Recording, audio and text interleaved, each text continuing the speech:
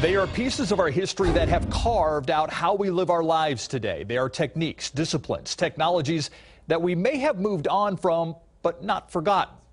We're going to call them the lost arts. Our Courtney Friedman is putting them on display for you in a broad new series. This first lost art she's featuring, that of the typewriter repairman. These are sounds you don't hear very often anymore.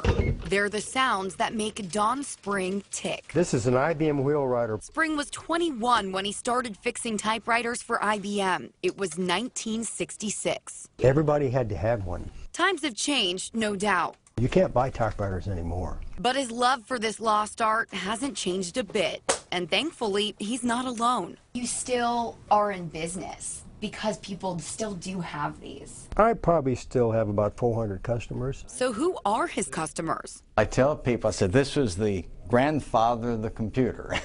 To us, it's a vital part of the office. Jack Efron's been a San Antonio attorney for 53 years and still uses this typewriter almost daily. We use it for making labels. I use it for envelopes. But Efron is one of very few. Most past customers have moved on to computers.